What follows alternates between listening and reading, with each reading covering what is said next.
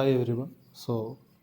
This is our topic for today, that is treatment of accumulated profit and losses. So, at the time of admission of a partner, already we have discussed this in detail. That means, in case of accumulated profit, once again I will recall the meaning of accumulated profit and losses. Accumulated profit means the part of profit that is retained in the business or reinvested in the business. Losses also will be accumulated in the way without writing off. So these are called accumulated profit and losses. And generally, accumulated profit will be represented as general reserve in the liability side of the balance sheet, and accumulated profit will be represented as debit balance in the profit and loss account on the asset side of the balance sheet. So at the time of admission or retirement, already I told you, all these are called a reconstitution of partnership firm. At the time of reconstitution, all these accumulated profit and losses are to be adjusted. So, therefore, at the time of retirement, accumulated losses and profits must be transferred to the capital account of all the partners. That is the accounting treatment. Because whenever a partner retires, the accumulated profit or losses, it means it belongs to the past years. Accumulated profit means past year's profit, and accumulated losses means past year's loss. So he must also get a share in the from the accumulated profit and losses. So that is the reason at the time of retirement of a partner, accumulated profits and losses will be transferred to the capital account of all the partners. Just note the journal entry. It is given in the PowerPoint presentation. The journal entry is, in case of accumulated profit, the journal entry will be accumulated profit account data to all partners capital account, all the partners in old ratio. And in case of accumulated loss, the journal entry will be reversed. Partners capital account, all the partners capital account will be debited, and accumulated losses account will be credited. That too in the old ratio. Now let us go specifically treatment of accumulated profit and losses specifically. Generally, I told you accumulated profit means past year's profit, and it will be represented as general reserve, P&L account, credit balance, unused other reserves like workman compensation fund.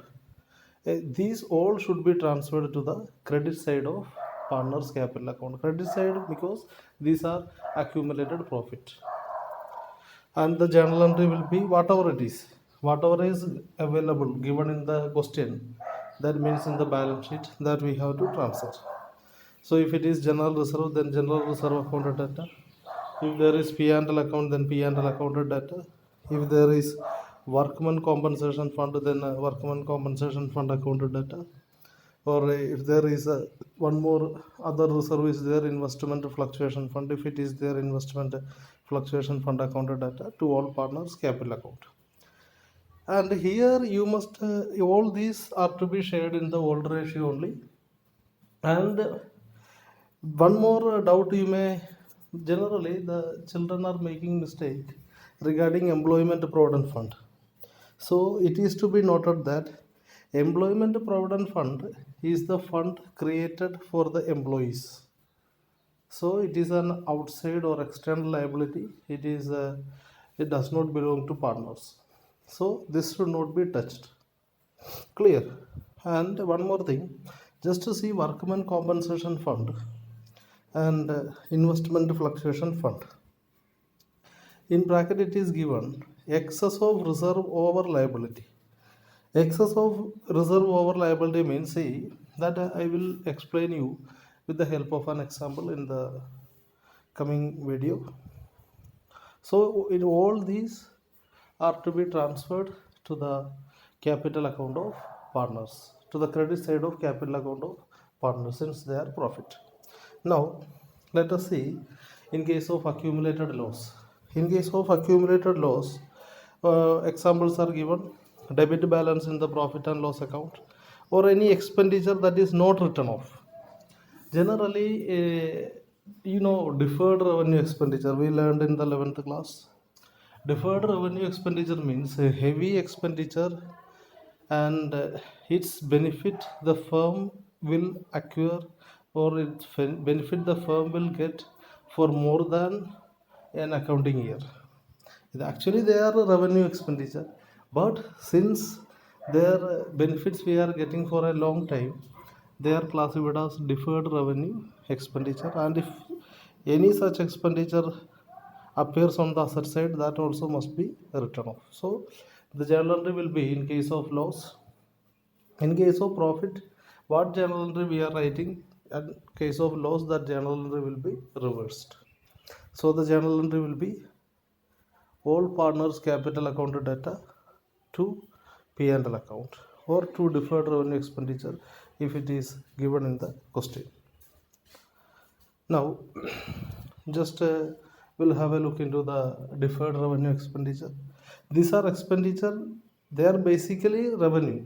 Revenue expenditure means routine expenditure, and will get the benefit for within an accounting year. That type of expenditure are called revenue expenditure, but whose benefits cover a number of years. Their, that is, the benefit extend over a number of years, and these expenditures are called deferred revenue expenditure. The example is given. So now let us consider a practical question. So we'll explain you with the help of this practical question.